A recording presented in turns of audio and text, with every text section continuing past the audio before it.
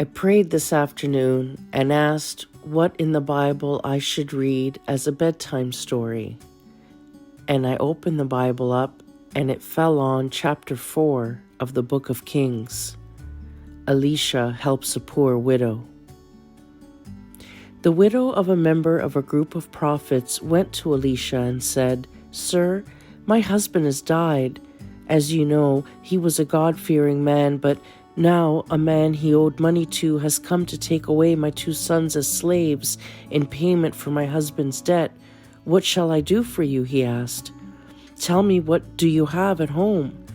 "Nothing at all, except a small jar of olive oil," she answered. "Go to your neighbors and borrow as many empty jars as you can," Alicia told her. "Then you and your sons go into the house, close the door, and start pouring oil into the jars. Set each one aside as soon as it is full."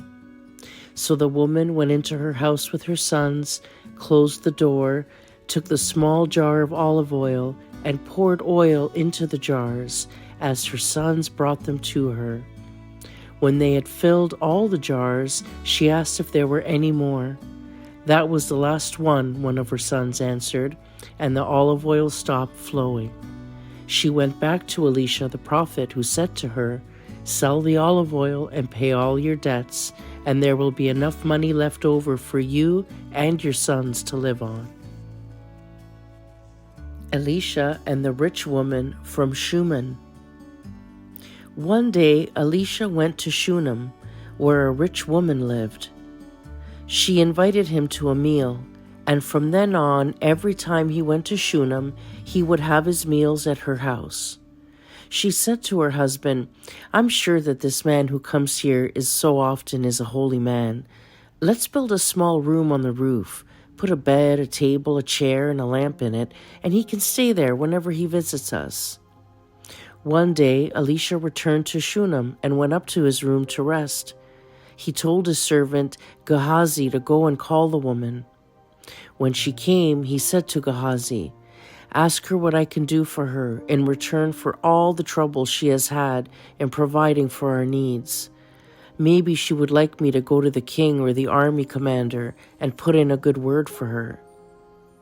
"I have all I need here among my own people," she answered. Alicia asked Gehazi, "What can I do for her then?" He answered, "Well, she has no son, and her husband is an old man." "Tell her to come here," Alicia ordered. She came and stood in the doorway, and Alicia said to her, "By this time next year, you will be holding a son in your arms." "Oh," she exclaimed, "please, sir, don't lie to me. You are a man of God." But, as Alicia had said, at about that time the following year, she gave birth to a son. Some years later, at harvest time, the boy went out one morning to join his father, who was in the field with the harvest workers. Suddenly he cried out to his father, "My head hurts, my head hurts." "Carry the boy to his mother," the father said to the servant. The servant carried the boy back to his mother, who held him in her lap until noon, at which time he died. She carried him up to Alicia's room, put him on the bed, and left, closing the door behind her. Then she called her husband and said to him, "Send a servant here with a donkey. I need to go to the prophet Alicia. I'll be back as soon as I can." "Why do you have to go today?" her husband asked. "It's neither a Sabbath nor a new moon festival." "Never mind," she answered. Then she had the donkey saddled and ordered the servant, "Make the donkey go as fast as it can, and don't slow down unless I tell you to." So she set out and went to Mount Carmel, where Alicia was. Alicia saw her coming while she was still some distance away, and he said to his servant Gehazi, "Look, there she comes, the woman from Shunem. Hurry to her and find out if everything is all right with her husband, and her son." She told Gehazi that everything was all right, but when she came to Alicia, she bowed down before him and took hold of his feet. Gehazi was about to push her away, but Alicia said, "Leave her alone. Can't you see she's deeply distressed? And the Lord has not told me a thing about it." The woman said to her, "Sir, did I ask you for a son? Didn't I tell you not to get my hopes up?" Alicia turned to Gehazi and said, "Hurry, take my walking stick and go. Don't stop to greet anyone you meet, and if anyone greets you, don't take time to answer. Go straight to the house and hold my stick over the boy." The woman said to Alicia, "I swear by my loyalty to the living Lord and to you that I will not leave you." So the two of them started back together. Gehazi went on ahead and held Alicia's stick over the child, but there was no sound or any other sign of life. So he went back to meet Alicia and said, "The boy didn't wake up." When Alicia arrived, he went alone into the room and saw the boy lying dead on the bed. He closed the door and prayed to the Lord. Then he lay down on the boy, placing his mouth, eyes, and hands on the boy's mouth, eyes, and hands.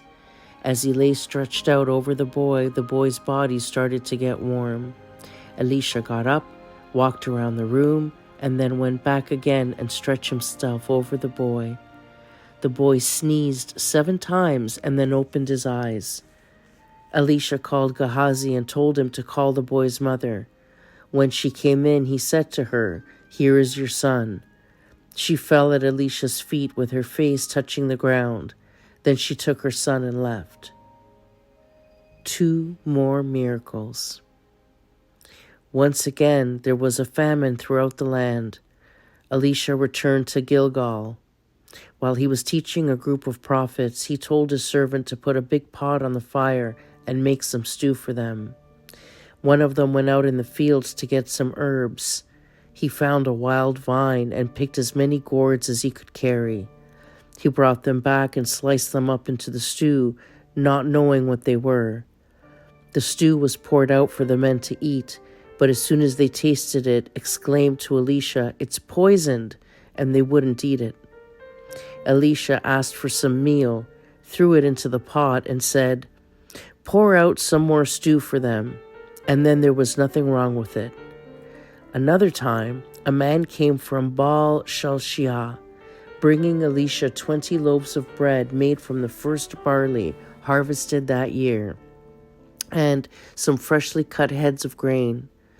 Alicia told his servant to feed the group of prophets with this, but he answered, "Do you think this is enough for 100 men?"